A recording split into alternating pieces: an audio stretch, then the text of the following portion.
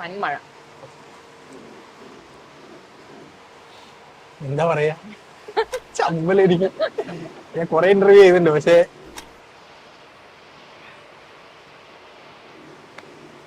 എന്താ ഞാൻ നിന്നെ ഒന്നും വേണ്ടല്ലോ, വളരെ സിമ്പിൾ ആയിട്ട് പറയാൻ പറ്റും. ദ ബ്യൂട്ടിഫുൾ തൻവി റാമാണ് ഇന്ന് എന്റെ കൂടെ ഉള്ളത്. എന്തിണ്ടോടാ, വേറെ ഇണ്ടോ പറ. കൽബിനകമേ കബപണിതേ ഹജുറുല്ലസ്വദായ് നീയും പതിഞ്ഞേ ഇതര പോയിടേ റൂഹ് പിടഞ്ഞേ കിബില തിരിഞ്ഞേ കിബില വെടിഞ്ഞേ. അഭിലാഷാണ് ഏറ്റവും പുതിയ വിശേഷം. പറയൂ, എന്താണ് കിട്ടുന്ന ഫീഡ്ബാക്സിനെ കുറിച്ച്? ആക്ച്വലി ഭയങ്കര നല്ല റെസ്പോൺസ് ആണ്. നമ്മൾ ആക്ച്വലി ഷൂട്ട് കഴിഞ്ഞ സമയത്തും ഞാനും സൈജുവേട്ടനാണെങ്കിലും എനിക്ക് മുൻപിൽ ക്രൂവിലെ ആൾക്കാരാണെങ്കിലും നമ്മളെല്ലാവരും ആക്ച്വലി ഭയങ്കര ഹാപ്പി ആയിരുന്നു. ഇതിന്റെ റിസൾട്ട് എന്താവും അറിയില്ല, പക്ഷെ നമ്മളൊരു നല്ല സിനിമ ചെയ്തു എന്നുള്ളൊരു സന്തോഷം നമുക്കുണ്ട് എന്നുള്ളത്. അപ്പം എനിക്ക് തോന്നുന്നു ആ ഒരു ജെന്യൂനിറ്റിയിൽ നമ്മൾ ആ സിനിമ ചെയ്തത് കൊണ്ടും അതിന്റെ ഒരു റിവ്യൂ കുറച്ച് ലേറ്റ് ആയിട്ടാണെങ്കിലും നമുക്ക് നല്ല ഭയങ്കര പോസിറ്റീവ് ആയിട്ടുള്ള റെസ്പോൺസസ് കിട്ടുന്നു എന്നുള്ള ഒരു സന്തോഷം ഭയങ്കരമായിട്ടുണ്ട്. ഒരുപാട് മെസ്സേജ് എനിക്കൊന്ന് കഴിഞ്ഞ 3-4 ദിവസമായിട്ട് ഒരുപാട് ഫീഡ്ബാക്സ് വരുന്നുണ്ട്. എല്ലാ ഏജ് ഗ്രൂപ്പിലെ ആൾക്കാരാണെങ്കിലും. ഞാൻ കൂടുതലും വിചാരിച്ചത് മേ ബി ഇത് കുറച്ചും കൂടി ഒരു 80s 90s ആൾക്കാർക്കാണ് കുറച്ചും കൂടി കണക്ട് ആവാന്നാണ് വിചാരിച്ചത്. പക്ഷെ ഞാൻ ആക്ച്വലി നമുക്കിപ്പോ ചില മെസ്സേജസ് ഒക്കെ കാണുമ്പോഴത്തേക്ക് നമുക്ക് മനസ്സിലാവും ഇത് കുറച്ചും കൂടി യങ്ങർ ജനറേഷനിലെ ആൾക്കാരെ അയക്കുന്നുണ്ട്. അപ്പൊ ഞാൻ പോയിട്ട് പ്രൊഫൈൽ നോക്കും. അപ്പം ചെറിയ സ്കൂളിലെ കുട്ടികളാണെങ്കിലും കുറച്ചുകൂടി യങ്ങർ ഏജിലെ ഈ ഒരു ജനറേഷനിലെ ആൾക്കാരാണെങ്കിലും കണക്ട് ആവുന്നുണ്ട്. അതെ, എനിക്ക് കൂടുതലും കിട്ടുന്ന മെസ്സേജ് മറ്റേ എന്നാലും ഷെറിനെ അഭിലാഷിനോട് യെസ് പറയായിരുന്നു, പിന്നെ അമീറിനോട് അത്രയും ഇഷ്ടമായത് കൊണ്ടാവുമല്ലേ. ഒരാൾ എനിക്ക് അയച്ചിട്ടുണ്ടായിരുന്നു, എന്താ കോഴിക്കോട് ഇറങ്ങിയാല് തിരിച്ച് കോട്ടയ്ക്കലേക്ക് ഒരുപാട് ബസ് കിട്ടും കേട്ടോ എന്നൊക്കെ പറഞ്ഞിട്ട്. അങ്ങനെ ആളുകൾ ഭയങ്കര ഇൻവോൾവ് ആയിട്ട് ഒരുപാട്. എനിക്ക് ഏറ്റവും കൂടുതൽ കിട്ടുന്ന സ്മൈലിയും മറ്റേ കണ്ണ് നിറഞ്ഞിട്ടുള്ളതും ഹാർട്ടുമായിട്ടുള്ള ആ സ്മൈലീസും ആണ് കൂടുതലും കിട്ടുന്നത്. സോ ആ ഒറ്റ സ്മൈലി കൊണ്ട് എനിക്ക് മനസ്സിലാവാം അവസാനം എവിടെ ഒരു പോയിന്റിൽ അവർക്കത് ടച്ച് ആയിട്ടുണ്ട്. ഷെറിൻ അല്ലെങ്കിൽ അഭിലാഷും ഷെറിനും ഒന്നിച്ചിരുന്നെങ്കിൽ ഒരു പക്ഷെ ഈ ഒരു റെസ്പോൺസ് ചിലപ്പോൾ കിട്ടിക്കൊള്ളായിരുന്നു അല്ലേ? എനിക്ക് ആ സിനിമയുടെ ഭംഗി തന്നെ അവര് ഒന്നിച്ചിട്ട് രണ്ടുപേരുടെയും ലൈക്ക് ഷെറിന്റെ പ്രണയം അൾട്ടിമേറ്റ്ലി അവിടെ വിജയിക്കുകയാണല്ലോ ചെയ്യുന്നത്. ഷെറിൻ ഒരാളെ പ്രണയിച്ചു, അവളെ ആ പ്രണയത്തില് ചെക്കോൺ ചെയ്യാണ്. അഭിലാഷ് ആണെങ്കിലും അത് തന്നെയാണ് ചെയ്യുന്നത്. തിയേറ്ററിൽ ഈ പറഞ്ഞ പോലെ നമ്മൾ എമ്പുരാന് റിലീസായി 2 ദിവസം കഴിയുമ്പോഴാണ് നമ്മൾ പടം റിലീസ് ചെയ്യുന്നത്. അപ്പോ തിയേറ്ററിൽ നമുക്ക് വിചാരിച്ച തിയേറ്ററും കിട്ടിയില്ല, പക്ഷെ കണ്ടവരൊക്കെ പോസിറ്റീവ് പറഞ്ഞല്ലോ. എന്നിട്ടും നമുക്കൊരു തിയേറ്റർ എക്സ്പാൻഷൻ ഒന്നും കിട്ടാത്തതിൽ ഒരു വിഷമമൊക്കെ തോന്നിയിരുന്നു. എന്താണെന്നറിയോ, ഇപ്പൊ നമ്മള് റിലീസിന്റെ ഡേറ്റ് തീരുമാനിക്കുമ്പോൾ തന്നെ നമുക്ക് എല്ലാവർക്കും ഇപ്പം നിങ്ങൾ ഒരുവിധം ഓഡിയൻസിന് ഉണ്ടായ അതേ ക്വസ്റ്റ്യൻസ് നമുക്ക് എല്ലാവർക്കും ഉണ്ടായിരുന്നു. വൈ വിത്ത് എമ്പുരാൻ എന്നുള്ളത്. ബിക്കോസ് ആ ഒരു പോയിന്റിൽ വേറെ സിനിമകളൊന്നും അതിന്റെ കൂടെ ഇറങ്ങുന്നില്ല. അപ്പൊ അത്രയും വലിയൊരു സിനിമയുടെ കൂടെ ഒരുവിധം കേരളത്തിൽ നിന്ന് മാത്രം പറയാൻ പറ്റില്ല, ബാക്കിയുള്ള എല്ലാ സ്ഥലത്തും അത്രയും തിയേറ്റേഴ്സ് എടുത്ത ഒരു സിനിമയുടെ കൂടെ ഇറക്കുമ്പോഴത്തേക്കുള്ള കോൺസിക്വൻസസ് എന്തായാലും ഉണ്ടാവും എന്നുള്ളത്. പക്ഷേ പ്രൊഡ്യൂസേഴ്സിന്റെ തീരുമാനമായിരുന്നു ഇത് എമ്പുരാന്റെ കൂടെ ഇറക്കണം. എങ്ങനെയാണ് ഈ ഷെറിനിലേക്ക് എത്തുന്നത്? എങ്ങനെയാ ശരിക്കും അഭിലാഷത്തിലേക്ക് വരുന്നത്? എങ്ങനെ? എനിക്കറിയാം, നീ കാരണം. ഓക്കെ, അഭിലാഷത്തിന്റെ ഷംസുമാണ് ആദ്യം വിളിക്കുന്നത്. ഷംസു വിളിച്ചിട്ട് ഇങ്ങനെ ഒരു സിനിമയുണ്ട്, കഥ കേൾക്കാം. അപ്പൊ ഞാൻ 2018 ശേഷം വന്ന ഒരുപാട് കഥകൾ ഞാൻ വേണ്ടാന്ന് പറഞ്ഞിട്ടുണ്ടായിരുന്നു. ബിക്കോസ് എനിക്ക് കുറച്ചും കൂടി ഒരു സ്ക്രീൻ സ്പേസ് ഉള്ള ഒന്ന് കിട്ടിയിട്ടാകുമ്പോൾ കുറച്ചും കൂടി എനിക്ക് ഇഷ്ടപ്പെടുന്ന ഒരു ക്യാരക്ടർ കൂടി ആണെങ്കിൽ ചെയ്യാമെന്നുള്ളൊരു പ്ലാൻ. അപ്പം ഷംസു ആണെങ്കിൽ അപാര സ്റ്റോറി ടെല്ലറാണ്, ഭയങ്കര രസമായിട്ട് സ്റ്റോറി പറയുന്ന ഒരാളാണ്. അപ്പൊ അങ്ങനെ വന്ന് കഥ പറഞ്ഞു. ആ സമയത്ത് സ്ക്രിപ്റ്റ് ഒന്നും എനിക്കൊന്നും അങ്ങ് കംപ്ലീറ്റ് ആയിട്ടില്ല, ആവുന്നേ ഉണ്ടായിരുന്നുള്ളൂ. അപ്പം കഥ പറഞ്ഞു, കഥ എനിക്ക് നല്ല ഇഷ്ടമായി, ക്യാരക്ടർ എനിക്ക് ഭയങ്കര ഇഷ്ടമായി. ബിക്കോസ് വേറൊരു കാര്യം എന്ന് വെച്ചാൽ അങ്ങനെ ഭയങ്കര സങ്കടപ്പെട്ട് നിൽക്കുന്നതോ, ഇപ്പം ഭർത്താവ് മരിച്ചു ഇനിയിപ്പം അതാലോചിച്ച് സങ്കടം ഇല്ലാന്നല്ല, പക്ഷെ അത് എല്ലാരെയും കാണിച്ച് അതങ്ങനെ കൂടെയുള്ള എല്ലാരെയും അങ്ങനെ ഒരു കാണിച്ച് നിൽക്കുന്നില്ല എന്നുള്ളൊരു സിനിമയിൽ തന്നെ അഭിലാഷ് പറയണ്ടേ നീ ഓക്കെ അല്ലേന്ന് ചോദിക്കുമ്പോ നീ കൂടി ഇങ്ങനെ പറയല്ലേന്ന് പറയണ്ടല്ലോ. അപ്പം അതെനിക്ക് കുറച്ചുകൂടി ഒരു ഡിഫറെന്റ് ആയിട്ട് തോന്നിയിട്ടുണ്ടായിരുന്നു. ബിക്കോസ് ഇപ്പം കാണുന്ന എല്ലാവർക്കും കൂടെയുള്ള എല്ലാവരും അങ്ങനെ സങ്കടപ്പെടുത്തി നിൽക്കണം എന്നുമില്ല. നമ്മള് അത്രയും അടുത്ത ആൾക്കാരോട് മാത്രമേ നമ്മൾ സങ്കടം ഷെയർ ചെയ്യേണ്ട കാര്യമുള്ളൂ. പറയുന്ന എല്ലാവരും നമ്മുടെ സങ്കടത്തിൽ ചേർന്ന് നിൽക്കുന്നുള്ളത് വെറും തോന്നലാണ്. അപ്പം അങ്ങനത്തെ ആ ഒരു വ്യൂ എനിക്ക് ഭയങ്കര ഇഷ്ടപ്പെട്ടിട്ടുണ്ടായിരുന്നു. ശരിന് അത്രയും ഒരു ക്ലാരിറ്റി ഉണ്ട് ലൈഫിൽ എന്താ വേണ്ടത് എന്നുള്ളത് കേട്ടപ്പോ തന്നെ യെസ് എന്ന് പറഞ്ഞു. ഞാൻ സ്ക്രിപ്റ്റ് ചോദിച്ചിട്ടുണ്ടായിരുന്നു, പക്ഷെ എനിക്ക് തോന്നുന്നു സ്ക്രിപ്റ്റ് ആ സമയത്ത് റെഡി ആയിട്ടില്ല. അപ്പൊ ഞാൻ ചോദിക്കുന്നുണ്ട് നിങ്ങൾ പണി പണിയെടുത്തോണ്ടിരിക്കുകയായിരുന്നു. അപ്പം ഞാൻ എന്ത് പറയുന്നത്, ഞാൻ 2-3 ദിവസത്തിൽ തിരിച്ച് ബാംഗ്ലൂരിലേക്ക് പോകും. അപ്പൊ അതിനുള്ളിൽ നമുക്ക് പറ്റുമെങ്കിൽ എല്ലാവർക്കും കൂടി ഇരുന്ന് ഡിസ്കസ് ചെയ്യാന്നൊക്കെ ഉള്ളൊരു പ്ലാൻ ഉണ്ടായിരുന്നു. പക്ഷെ എനിക്ക് തോന്നുന്നത് പിന്നെ ഞാൻ വരുന്നത് ഷൂട്ടിന്റെ അന്നാണ്. തന്നില്ലാതെ നമ്മള് റീഡിംഗ് സെഷൻ ഒക്കെ വെച്ചിട്ടുണ്ടായി. പക്ഷെ എനിക്ക് ഷൂട്ടിന്റെ അന്ന് ഓർമ്മയുണ്ട്, ഞാന് അഭിലാഷിന്റെ വീട്ടിലായിരുന്നു നമ്മൾ പൂജ നടത്തിയത്. എനിക്ക് അന്ന് ഓർമ്മയുണ്ട്, ഞാൻ തലേ ദിവസം രാത്രി എത്തി. എനിക്ക് ആരും അറിയില്ല, എനിക്ക് അങ്ങനെ ആരും പരിചയമില്ല. ഷംസുവിന് ഞാൻ ഈ കഥ പറയുന്ന സമയത്തും എനിക്ക് ഒന്ന് കോസ്റ്റ്യൂം ട്രയലിന്റെ ആ ഒരു സമയത്ത് മാത്രമേ കണ്ടിട്ടുള്ളൂ. ഞാൻ പൂജയ്ക്ക് വന്നിട്ട് എനിക്ക് ഓർമ്മയുണ്ട്, ചുറ്റും ആ അഭിലാഷിന്റെ വീട്ടിൽ ഫുൾ ആൾക്കാരായിരുന്നു, കുറെ ആൾക്കാർ വന്നിട്ടുണ്ടായിരുന്നു പൂജയ്ക്ക്. ഞാനിങ്ങനെ ഒറ്റയ്ക്ക് നിൽക്കുക അവിടെ. അപ്പൊ ഞാനിത് എങ്ങനെ ഇവിടെ മുന്നോട്ട് പോകുന്ന അറിയില്ല എന്നുള്ളൊരു തോന്നൽ എനിക്ക് ആദ്യത്തെ ദിവസം ഉണ്ടായിരുന്നു. പിന്നെ അത് കഴിഞ്ഞിട്ട് എനിക്ക് ഓർമ്മയുണ്ട് 4 ദിവസം ഷൂട്ട് ചെയ്ത് പിന്നെ ഞാൻ ആ തെലുങ്കിന്റെ ഷൂട്ടിന് പോകുന്നത്. ഈ 4 ദിവസത്തിൽ ഞാൻ ആ ഫുൾ ക്രൂ ആയിട്ട് കമ്പനി ആയിട്ടുണ്ട്. ബിക്കോസ് ഞാൻ ആ തെലുങ്കിന്റെ ഷൂട്ടിന് തിരിച്ചു വരുമ്പോഴത്തേക്ക് എനിക്ക് ഓർമ്മയുണ്ട്, ഫുൾ ക്രൂന്ന് ഞാൻ മറ്റേ സ്വീറ്റ്സ് കൊണ്ടുവരലും ബിസ്ക്കറ്റ്സ് കൊണ്ടുവരലും എന്നൊക്കെ പറഞ്ഞിട്ട് ഞാൻ വൻ കമ്പനി ആയിട്ടുണ്ടായിരുന്നു. പക്ഷെ ആ ഒരു കംഫർട്ടബിൾ ആയിട്ടുള്ള ഒരു സ്പേസ് എനിക്ക് തോന്നി ഫുൾ സിനിമയിൽ കാണാനും ഉണ്ട്. അതിപ്പം ഇപ്പം നമ്മളൊരു ഏജ് ഗ്രൂപ്പ് എല്ലാം സെയിം ആയതുകൊണ്ടോ ആ ഒരു സ്പേസ് ഷംസുവോ അല്ലെങ്കിൽ ഇതിന്റെ കാക്കു തന്നത് കൊണ്ട് ആ ഒരു കംഫർട്ട് എനിക്കിപ്പോ ഞാൻ ഷൂട്ട് ഇല്ലാത്ത സമയത്ത് ഞാൻ സെറ്റിൽ വന്നിരിക്കുകയായിരുന്നു. അത് ബിക്കോസ് എനിക്ക് അത്രയും പോസിറ്റീവായിട്ടും കംഫർട്ടബിൾ ആയതുകൊണ്ടാണ്. ഇപ്പം ഷംസുവിനോടാണെങ്കിലും ഒരു സീൻ ഡിസ്കസ് ചെയ്യുമ്പോഴത്തേക്കും നമ്മൾ എന്തെങ്കിലും ഇങ്ങനെ ചെയ്താലോ അങ്ങനെ ചെയ്താലോ എന്നുള്ള സജഷൻസ് കൊടുക്കുന്നുണ്ടെങ്കിൽ ഷംസു അത് എടുക്കുന്നുണ്ട്, ഷംസു കേൾക്കുന്നുണ്ട്. ഷംസുവിന്റെ ഡിസിഷൻ ആണ് ഫൈനലി. ബട്ട് ആ കേൾക്കുന്നുള്ള ഒരു സ്പേസ് ഷംസുവും തന്നിട്ടുണ്ട്. ഞാൻ ഒരു ടെക്നിക്കൽ സൈഡിലെ ക്യാമറ സൈഡിൽ ഞാൻ ആദ്യമായിട്ട് ക്യാമറ തൊടുന്നതോ ഒന്ന് പോയി നോക്കുന്നതോ ഈ സിനിമയിലാണ്. അത് ഇറ്റ്സ് ഓൾസോ ബിക്കോസ് കാക്കു എനിക്ക് ആ ഒരു സ്പേസ് തന്നു. കാക്കുവിന് അത് പഠിപ്പിച്ചു കൊടുക്കാനും ഉള്ളൊരു ഇൻട്രസ്റ്റ് കാക്കൂനും ഉണ്ടായിരുന്നു. ഇതിലൊരു ഷോട്ട് ഞാൻ എടുത്തിട്ടുള്ളത് അത് പക്ഷേ ഷോട്ട് ഏതാണെന്നറിയോ, ദുവ അഭിലാഷ് ദുവേനെ ആദ്യമായിട്ട് കാണുമ്പം അപ്പം ചേച്ചി വരുന്നുണ്ടല്ലോ, ബിനുഗോപ്പിന്റെ ഭാര്യയായിട്ട് ഒന്നിച്ച് അവര് വരുന്ന സമയത്ത് ആ ഷോട്ട് എടുത്തത് ഞാനാണ്. പക്ഷെ ഭയങ്കര ഇൻട്രസ്റ്റിംഗ് ആയിട്ട് ഞാൻ ഒരിക്കലും അറിയാത്ത ഒരു സൈഡാണ് ഈ ക്യാമറയുടെ പിന്നിൽ നടക്കുന്ന കാര്യം. അപ്പം ഡിറക്ഷൻ വൈസ് ആണെങ്കിലും ഞാൻ കുറച്ചുകൂടി ഡീറ്റെയിൽ ആയിട്ട് അറിയുന്നത് ഈ സിനിമയിലാണ്. ക്യാമറയുടെ സൈഡ് ആണെങ്കിൽ ഞാൻ ആദ്യമായിട്ട് ഡീറ്റെയിൽ ആയിട്ടല്ല, ഞാൻ ആദ്യമായിട്ട് പോലും അറിയുന്നത് ഈ സിനിമയിലാണ്. ഞാൻ പറഞ്ഞില്ല, ഞാൻ സൈജോട്ടൻ നമ്മള് എങ്കിലും ചന്ദ്രികയില് ഒരു ദിവസം അങ്ങനെ കണ്ടിട്ടുണ്ട്. പിന്നെ എനിക്കൊന്ന് നമ്മള് പ്രൊമോഷൻസിനാണ് കണ്ടിട്ടുള്ളത്. എനിക്ക് ആകെ 2-3-4 ദിവസത്തെ ഷൂട്ട് മാത്രമേ എങ്കിലും ചന്ദ്രികയിൽ ഉണ്ടായിരുന്നു. അപ്പൊ ഒരു ദിവസം കണ്ടിട്ടുണ്ട്. യൂഷ്വലി അങ്ങനെയാ. എന്താന്ന് പറയാ, നമ്മളിപ്പോ ഒരു സെറ്റിൽ പോയിട്ട് ഒരു 2 ദിവസം എടുക്കും എല്ലാരും ഒന്ന് ജെല്ലായിട്ട് ഒന്ന് ഓക്കെ ആവാൻ. എനിക്കൊക്കെ കൂടുതൽ ഷൂട്ടുള്ള 3-4 ദിവസമായിരിക്കും. ഒന്ന് സെറ്റായി വരുമ്പോഴേക്കും പിന്നെ തിരിച്ചു പോകേണ്ട സമയം. അപ്പൊ ഇതിൽ കുറച്ചും കൂടി ഒരു ദിവസങ്ങളുള്ളതുകൊണ്ട് എനിക്ക് വന്ന ആ ഒരു സെറ്റിലായി നമുക്ക് ആ ഒരു സ്പേസിൽ ചെയ്യാനുള്ളൊരു സമയം എനിക്ക് കിട്ടിയിട്ടുണ്ട്. സൈജുവേട്ടൻ ഞാൻ പറഞ്ഞ പോലെ കുറച്ച് ദിവസം എടുത്തു. നമ്മൾ തമ്മിൽ ഒന്ന് സൈജു ഭയങ്കര റിസർവ്ഡ് ആയിട്ട് ഒന്ന് ആലോചിച്ചിട്ടൊക്കെ സംസാരിക്കുന്ന ഒരാളാണ്. അടിപൊളി, എനിക്ക് ഭയങ്കര ജെന്റിൽമെൻ എന്നൊക്കെ പറഞ്ഞാല് ഞാൻ പറയുമ്പോൾ സൈജുവേട്ടൻ എന്ന് പറയാൻ പറ്റുന്ന ഒരാളാണ്. അപ്പം പൂജയ്ക്ക് പോയ സമയത്ത് അപ്പൊ ഞാൻ കമ്പനിയൊക്കെ നോക്കാണല്ലോ, പൂജയ്ക്ക് പോയിട്ട് അവിടെ നിൽക്കുമ്പോ ഞാൻ സൈജുവേട്ടൻ മറ്റേ ഹലോ, അപ്പൊ സൈജുവേട്ടൻ മറ്റേ ഹലോ ആ മൂഡായിരുന്നു. അപ്പൊ വേറെ എന്തെങ്കിലും ചോദിച്ചാൽ സൈജുവേട്ടൻ അതിന് മാത്രം ഉത്തരം പോലെ. അപ്പൊ ഞാൻ ഓക്കെ ഇത് നടക്കൂല. അപ്പം കുറച്ച് ദിവസം എടുത്തു. നമ്മളിപ്പം എനിക്കൊന്ന് 2-3 ദിവസത്തിന് ശേഷമാണ് ആ അഭിലാഷിന്റെ വീട്ടിൽ നിന്ന് ഞാനും ശരനും അഭിലാഷും നടന്നു വരുന്ന ആ സീൻ കഴിയുമ്പോഴത്തേക്കാണ് ഷംസു പറയുന്നത് ഇപ്പോഴാണ് നിങ്ങളൊന്ന് ഇന്നായത്, ഇനി അങ്ങോട്ടാണ് നമ്മൾ ശരിക്കും സിനിമ തുടങ്ങാൻ പോകുന്നതെന്ന് പറഞ്ഞിട്ടുണ്ടായിരുന്നു. എനിക്കൊന്ന് ആ ഒരു സമയമൊക്കെ ആകുമ്പോഴത്തേക്കാണ് പിന്നെയും സൈജുവേട്ടൻ കുറച്ചും കൂടി ഒന്ന് ഒരു സമയമെടുത്ത് എന്നോടൊക്കെ സംസാരിക്കാൻ തുടങ്ങിയത് എന്നുള്ളത്. ആ ഒരു കെമിസ്ട്രി എനിക്കൊന്ന് ത്രൂ ഔട്ട് സിനിമ ഉണ്ടായിരുന്നു. നമ്മള് ഓരോ സീൻ തുടങ്ങുന്നതിന് മുന്നേ ആണെങ്കിലും ക്യാമറ അറേഞ്ച് ചെയ്യുന്ന സമയത്ത് നമ്മൾ ഇരുന്ന് ഡിസ്കസ് ചെയ്തിട്ടുണ്ട്. ഇതിന് മുന്നേ എന്താ, ഇതിന് ശേഷം എന്താ എന്നുള്ളൊരു ഡിസ്കഷൻ.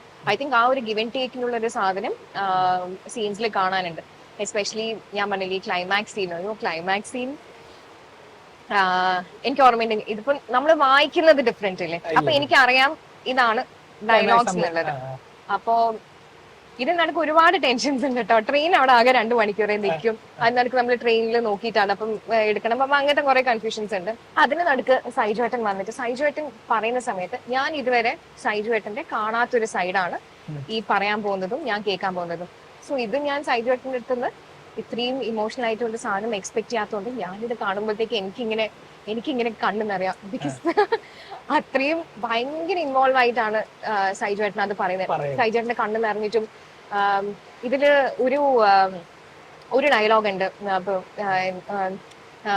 എനിക്കിഷ്ടമാണ് ഷെറിനെ ഒരുപാട് എന്നാണ്. സോ ഒരുപാട് എന്നുള്ളത് പറയുന്നില്ല. അപ്പം ഒരു ഇഷ്ടമാണ് ഷെറിനെ എന്ന് പറഞ്ഞിട്ട് ഇങ്ങനെ ആണ് കാണിക്കുന്നത്. അപ്പൊ നമ്മൾ മനസ്സിൽ കാണുന്ന ആൾക്കാർ മനസ്സിൽ പറയുന്നുണ്ട് ആ ഒരുപാട് എന്നുള്ളത്. സോ അങ്ങനത്തെ കുറച്ച് കാര്യങ്ങളൊക്കെ ലൈക്ക് ഞാൻ നേരിട്ട് കാണാം.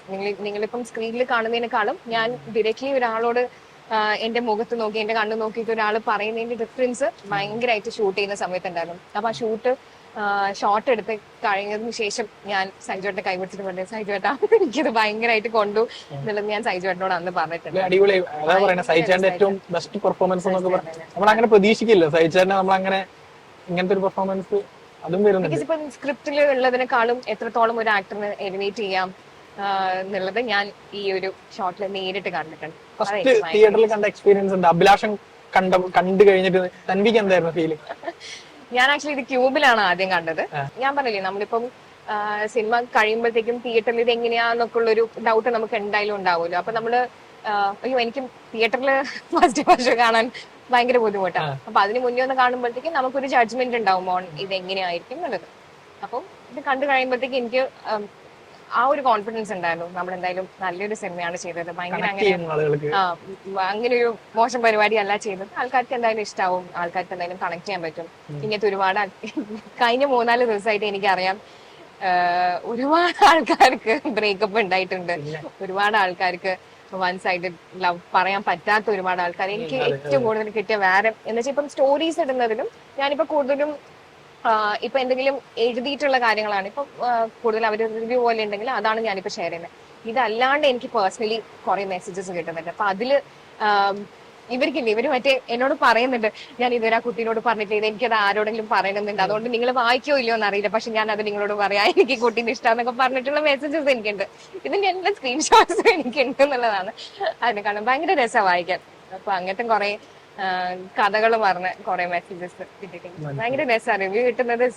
എനിക്കൊന്ന് ഒരു സിനിമ ചെയ്ത് കഴിഞ്ഞിട്ട് ആസ് എൻ ആക്ടർ കിട്ടാവുന്ന ഏറ്റവും വലിയ അപ്രീസിയേഷൻ അവാർഡ്സിനെക്കാളും ഇസ് നേരിട്ടുള്ള റിവ്യൂസ്. പിന്നെ ആളുകൾ പറയുന്ന വേറൊരു കാര്യം, തിയേറ്ററിൽ പോകാത്തതിൽ റിഗ്രറ്റ് ചെയ്യുന്നു എന്ന് പറയുന്ന ഒത്തിരി മെസ്സേജുകളുണ്ട്. നമ്മുടെ സുഹൃത്തുക്കളായിട്ടും ഒരുപാട് പേര് പറയുന്നത് ഇത് തിയേറ്ററിൽ പോയി വിജയിപ്പിക്കേണ്ട സിനിമയായിരുന്നു എന്ന് പറയുന്ന.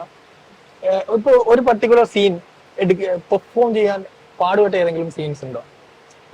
ഭയങ്കര ടൈം എടുത്ത സീക്വൻസുകൾ. കാരണം ഷെറിന്റെ ഒരു ക്യാരക്ടറൈസേഷൻ അങ്ങനെയാണ്, ഒരു നൂൽപാലത്തിലൂടെയാണ്. വിഷമം ഉണ്ടെങ്കിൽ വിഷമമുണ്ട്, ഭയങ്കര ഹാപ്പിയാണോ എന്ന് വെച്ചാൽ അല്ല, ഒരു ടഫായിട്ട് തോന്നിയ ഏതെങ്കിലും സീക്വൻസ്?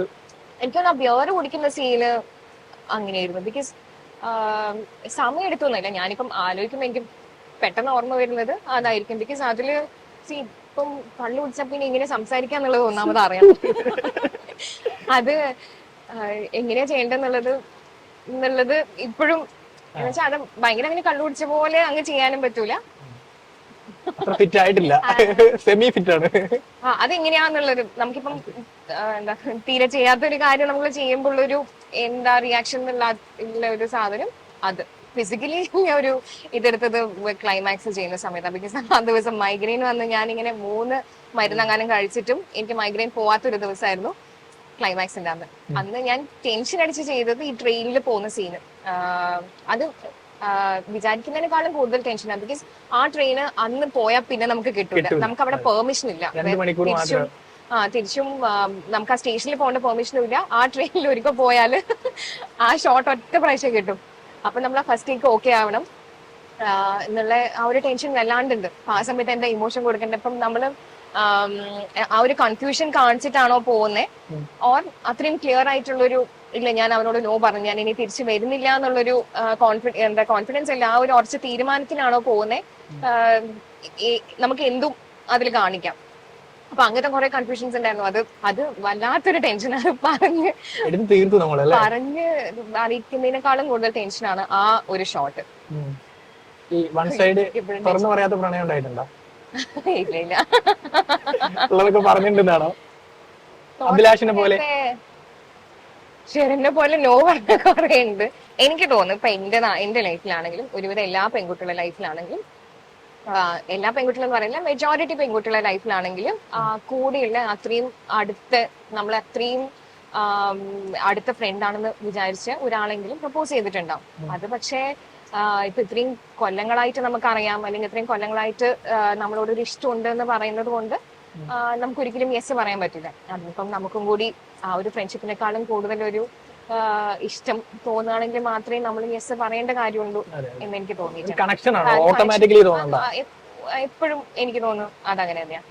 നമ്മുടെ പുറകെ ഒരാൾ നടക്കുന്നുണ്ട് എന്നുള്ളത് കൊണ്ട് അതൊരിക്കലും ഒരു റീസൺ ഇല്ല ഒരു പെൺകുട്ടിക്ക് യെസ് പറയാൻ. അത് എനിക്ക് തോന്നുന്നു ആക്സെപ്റ്റ് ചെയ്യാനുള്ള ബുദ്ധിമുട്ടാണ്. കുറച്ച് മെച്ചൂർ ആയിട്ട് ആളുകൾക്ക് ആ ചിന്ത വരുള്ളൂ. അതെ, സത്യം. കുറച്ച് പ്രായം കഴിയണം. അല്ലെങ്കിൽ അയാൾ എന്റെ കൂടെ കുറച്ച് കാലമായി ഓവർ കിടക്കണം എന്നാ യെസ് പറഞ്ഞേക്കാന്ന് പറഞ്ഞിട്ടാണ് അധിക പ്രണയം സ്റ്റാർട്ട് ചെയ്യുന്നത് ഞാൻ മനസ്സിലാക്കുന്നത്. ഓക്കെ, ഇപ്പൊ ബാംഗ്ലൂരായിരുന്നു. പക്ഷെ ഷെറിനെക്കാളും നല്ലോണം പ്രണയിക്കാൻ എനിക്ക് പറ്റും.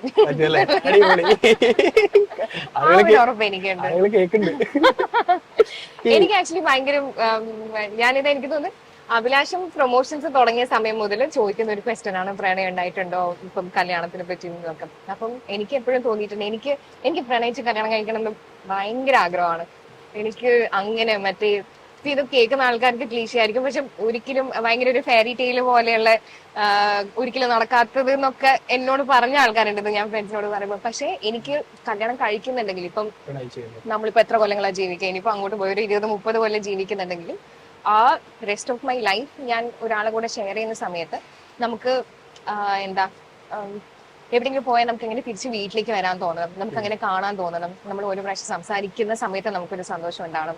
സോ എനിക്ക് മറ്റേ കാണുമ്പോ മറ്റേ ബട്ടർഫ്ലൈസ് അല്ലെങ്കിൽ അങ്ങനെ എനിക്ക് അങ്ങനെ ഒരാളെ ഇഷ്ടപ്പെടുന്നുണ്ടെങ്കിൽ മാത്രമേ എനിക്ക് കല്യാണം കഴിക്കാൻ. അതെ, അപ്പൊ എനിക്ക് അങ്ങനെ ഒരു വീട്ടിൽ നിന്നും അങ്ങനെ ഒരു ഏജിന്റെ കാര്യം അത് എന്നുള്ളൊരു അങ്ങനെയൊന്നുമില്ല. അപ്പൊ എനിക്ക് എപ്പോഴെങ്കിലും ഞാൻ അങ്ങനെ ഒരാളെ കണ്ടുപിടിക്കുന്ന സമയത്ത് ആ ഒരു സ്പാർക്ക് വരുന്ന സമയത്തെ ഞാൻ അങ്ങനെ ഓർപ്പുണ്ടെങ്കിൽ മാത്രമേ കല്യാണം കഴിക്കും. ഞാൻ ഭയങ്കര ഫാമിലി ഗേൾ ആക്ച്വലി, അറിയാം. അപ്പൊ എന്റെ കൂടുതലും എനിക്ക് എന്നെ പേഴ്സണലി അറിയുന്ന എല്ലാവർക്കും അറിയാം ഞാൻ ഭയങ്കരമായിട്ട് ഫാമിലിക്ക് ഇമ്പോർട്ടൻസ് കൊടുക്കുന്ന ഒരാളാണ്. ഇപ്പം എന്റെ ഫാമിലി ആണെങ്കിലും എനിക്ക് തോന്നുന്നുണ്ട് ഞാൻ ഒരു കൊല്ലത്തില് എനിക്ക് ഏറ്റവും ഇമ്പോർട്ടന്റ് ആയിട്ടുള്ള ഒരു ദിവസം എന്ന് പറയുന്നത് എന്റെ ബർത്ത്ഡേ ആണ്. അപ്പം ഞാൻ അതിന് ഭയങ്കര ഇമ്പോർട്ടൻസ് കൊടുക്കുന്നത്. ജസ്റ്റ് ഒരു സെലിബ്രേഷനെക്കാളും കൂടുതൽ എനിക്ക് തോന്നുന്നത് ഏറ്റവും കൂടുതൽ ആൾക്കാർ നമ്മൾ ഓർക്കുന്നതോ നമ്മൾ വിഷ് ചെയ്യാൻ എടുക്കുന്ന ഒരു 2 മിനിറ്റോ ആണെങ്കിലും ആ ഒരു ദിവസം ഭയങ്കര ഇമ്പോർട്ടന്റ് ആയിട്ട് നോക്കുന്നതാണ്. എനിക്ക് തോന്നുന്നു ഇതുവരെയുള്ള എന്റെ ലൈഫിൽ മേ ബി ഒരു 1-2 ബർത്ത്ഡേ മാത്രമേ ഞാൻ എന്റെ ഫാമിലിന്റെ കൂടെ സ്പെൻഡ് ചെയ്യാണ്ടുള്ളൂ. ബാക്കി എല്ലാം കണ്ണൂരല്ല, ബാംഗ്ലൂർ. അഭിലാഷത്തിൽ അച്ഛനും അമ്മയൊക്കെ വന്നിരുന്നല്ലോ കണ്ണൂർ. നമ്മള് അഭിലാഷത്തിന്റെ സമയത്തുള്ളത് ഗംഭീര ബർത്ത്ഡേ ആയിരുന്നു. 5 ഫ്രണ്ട്സ് എന്നെ കൊച്ചിയിൽ നിന്ന് വന്നു, ഫാമിലി മുഴുവൻ ബാംഗ്ലൂരിന് സർപ്രൈസ് ആയിട്ട് വന്നു. സെറ്റ് എന്നായിരുന്നു വന്ന് ബർത്ത്ഡേ സെലിബ്രേഷൻ. അത് ഞാൻ പറഞ്ഞ അങ്ങനെ 1 ബർത്ത്ഡേ സെലിബ്രേഷൻസ് ആയിരുന്നു ഒരുവിധം എല്ലാം.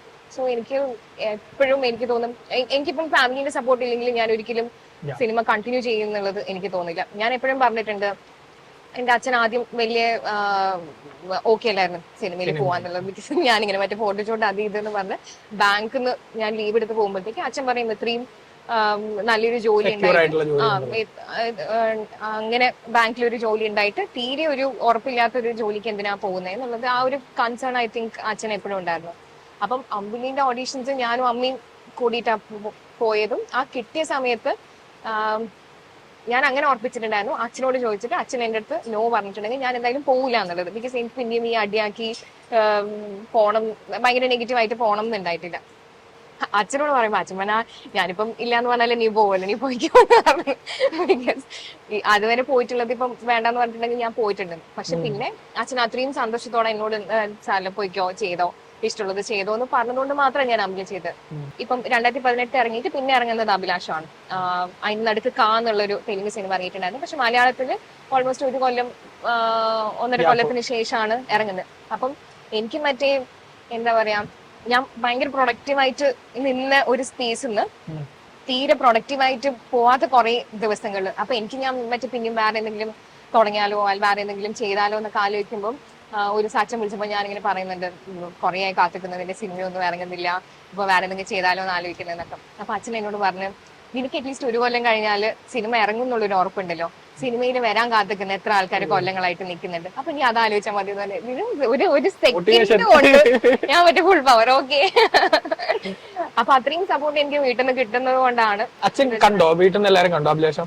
അച്ഛൻ ഈവൻ ആക്ച്വലി കണ്ണൂര് പോയ സമയത്ത് ബിക്കോസ് ബാംഗ്ലൂർ കേരളത്തിൽ മാത്രമേ ഇറങ്ങിയിട്ടുള്ളൂ അപ്പൊ ഇവര് കണ്ണൂർ പോയിട്ടുണ്ടായിരുന്നു എന്തോ ഒരു കാര്യത്തിന് അപ്പൊ അവിടുന്ന് ഇവര് തിയേറ്ററിൽ പോയി അപ്പൊ തിയേറ്റർ ഇവർക്ക് കിട്ടിയിട്ടില്ല അപ്പൊ ആ ഷോ അവിടെ നിന്ന് കഴിഞ്ഞു എന്നിട്ട് അവര് തിരിച്ചു വന്നു പിന്നെ ഇവർ അന്വേഷിച്ച് പിടിച്ച് വേറൊരു സ്ഥലത്ത് കണ്ടിട്ട് 40 കിലോമീറ്റർ അങ്ങാനും ദൂരെയുള്ള ഒരു തിയേറ്ററിലാണ് ഇവര് പോയി കണ്ടത്.